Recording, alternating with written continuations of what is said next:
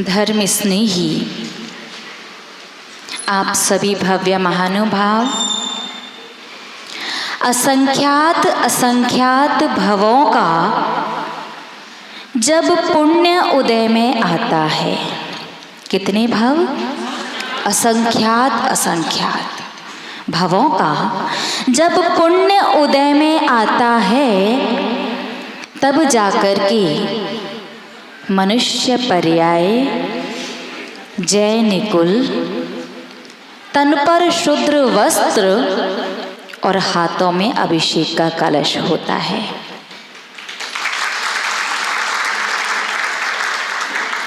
भगवान जिनेंद्र देव के अभिषेक के बारे में कुंद कुंद आचार्य से लेकर के अनेकानेक आचार्यों ने जिनागम में बहुत ही सुंदर वर्णन किया है। लेकिन ये संसारी प्राणी कैसा है? इसे लगता है हमारा मन होगा तो जाएंगे, नहीं तो नहीं जाएंगे। क्या होता है अभिषेक करने से? भगवान का अभिषेक करने से क्या होता है? बहुत सारे लोगों को तो लगता है, जैसा कि कल हमने आपको क्लास में बताया था कि प्रत्येक श्रावक जब भगवान का अभिषेक करे तो श्रावक की अपेक्षा से जो उसका पहला कलश होगा, कलश पूरा भरा हुआ होना चाहिए। कुछ श्रावकों के मन में प्रश्न आया कि अभिषेक ही तो करना है, तो कलश पूरा भरा हुआ क्यों हो? 2-4 बूंद से भी तो किया जा सकता है। यदि सभी लोग भरे हुए कलश के माध्यम से अभिषेक करेंगे तो वो तो जल को व्यर्थ करना हो जाएगा। एक श्रावक ने ये कहा कि जल को व्यर्थ करना है। धर्म स्नेही महानुभाव, यदि आपको गंधोदक ही व्यर्थ लगे तो इससे ज़्यादा व्यर्थ आपका कोई विचार हो नहीं सकता। आपका विचार ही व्यर्थ है। आप अपने स्वयं के लिए ना जाने कितने पानी का प्रयोग करते हैं, नहाने के लिए, धोने के लिए, साफ सफाई के लिए, शुद्धि के लिए, और भी भिन्न भिन्न प्रकार से अपने लिए पानी का प्रयोग कर रहे हो तो सब बढ़िया।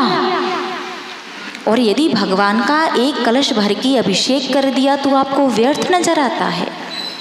आप कहते हैं 2-4 बूंद से कर दो, पूरा कलश क्यों करना है? तो बताइए हमें, भगवान के मस्तक पर कलशाभिषेक होता है कि बूंदाभिषेक है?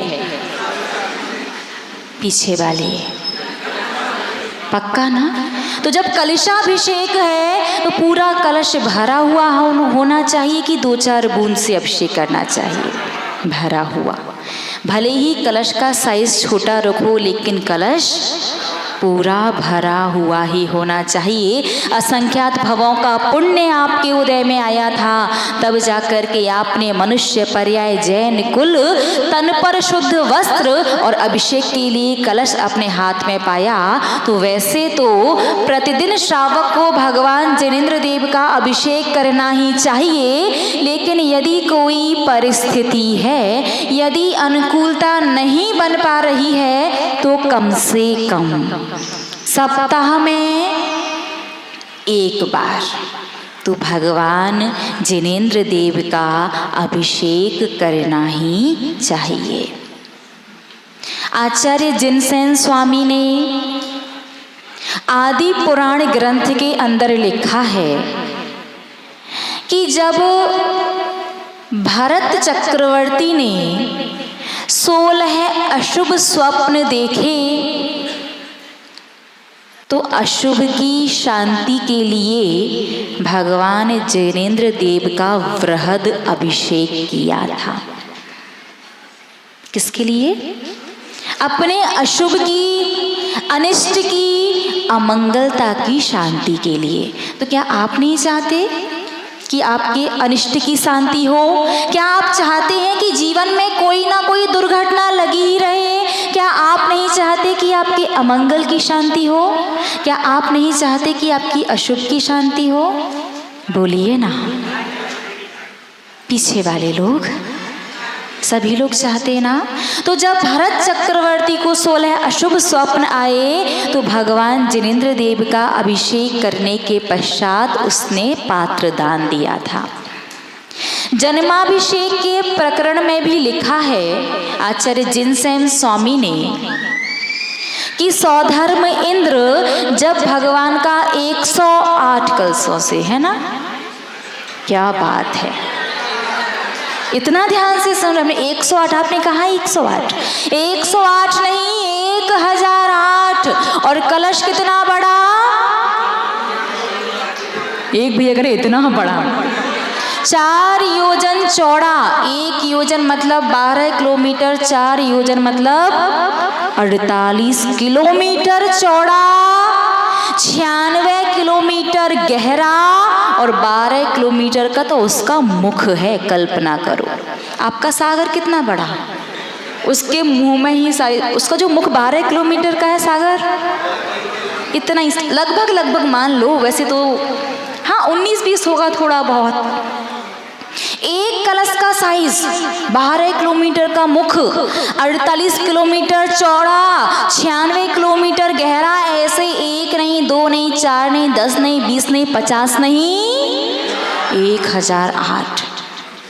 सौधर्मेंद्र तीर्थंकर ग्रस्त बालक का इतने कलशों से अभिषेक करके अपने आप को धन्य मानता है। अनेकानेक इंद्र इस पूरी प्रक्रिया में जुड़ जाते हैं और संसारी प्राणी छद्मस्त को एक कलश भी कभी कभी ज्यादा लगने लगता है। सौधर्मेंद्र जब भगवान का जन्माभिषेक के समय 1008 कलशों से अभिषेक करता है, उसके बाद वो जगत की शांति की भावना भाता है। जगत की शांति के लिए, अपने जीवन में अशुभ की, अमंगल की, अनिष्ट की शांति के लिए भगवान जिनेंद्र देव का अभिषेक किया जाता है। और भगवान जिनेंद्र देव के अभिषेक से सातिशय पुण्य का बंध होता है, वो तो अलग बात है। आपको कभी समय मिले तो आज से लगभग 2000 वर्ष पहले एक आचार्य परमेष्ठी हुए यति वृषभ आचार्य, जिन्होंने तिलोय परिणति ग्रंथ लिखा है, उसे आप पढ़िएगा। कितनी जगह उन्होंने विस्तार से अभिषेक का वर्णन किया है, उसकी महिमा का वर्णन किया है। जब भी तिलोय परिणति ग्रंथ पढ़ते हैं तो आत्मा गदगद हो जाती है कि कितना पुण्यात्मा है श्रावक कि उसे ये क्रिया करने का, धर्म की सबसे बड़ी और पुण्य की क्रिया करने का अवसर मिल रहा है, लेकिन वो इसमें भी कहीं ना कहीं विवाद को लेकर के आ जाता है। धार्मिक क्रिया जो है वो श्रद्धा का विषय है। किस चीज का विषय? श्रद्धा का, विवाद का विषय नहीं है। जब भी सामाजिक भोजन होता है तो उस भोजन के निमंत्रण पत्र में लिखा जाता है स्वरुचि भोज। क्या लिखते हैं? स्वरुचि भोज, स्वरुचि भोजन। हमने 10 प्रकार की चीजें बनाई हैं, आपको जो पसंद आए वो आपको ग्रहण करना है। आपको लौकी पसंद है, आप लौकी खाइए। आपको तोरई पसंद है, आप तोरई खाइए। आपको टिंडे पसंद है तो टिंडे खाइए। वहाँ कोई ज़बरदस्ती चलती है कि नहीं तुझे लौकी ही खानी पड़ेगी क्योंकि मैं भी खा रहा हूँ, नहीं ना। तो उसी प्रकार से जैसे भोजन स्वरुचि किया जाता है, वैसे ही भजन भी स्वरुचि ही होना चाहिए। हमारे आचार्यों ने शास्त्रों में सब कुछ लिखा है। जितनी आपकी श्रद्धा करे, जितना आपका मन माने, उतना सही से करो।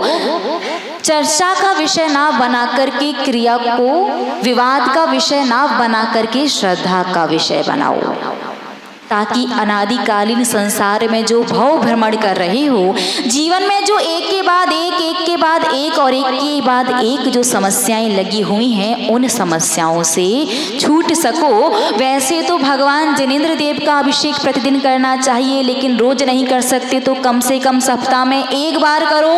और आपको बस इतना करना है, मंदिर में शुद्ध वस्त्र पहन करके आओ, अपना सिर ढको, तिलक लगाओ, भगवान को एक अर्घ्य चढ़ाओ, एक कलश भर करके भगवान के मस्तक पर धारा करो और धारा करने के बाद एक और अर्घ्य चढ़ाओ, आपका अभिषेक हो गया। ये संक्षिप्त अभिषेक है। विस्तार से करना चाहते हैं तो मंगलाष्टक से लेकर के शांति धारा तक पूरी क्रिया करनी होगी, और संक्षिप्त में करना हो तो मस्तक को ढकना है, तिलक लगाना है, भगवान को एक अर्घ चढ़ाना है, भगवान के मस्तक पर पूरा एक कलश से अभिषेक करना है और उसके बाद एक अर्घ चढ़ाना है। बस इतना सा। अधिक से अधिक कितना समय लगेगा? 2 मिनट।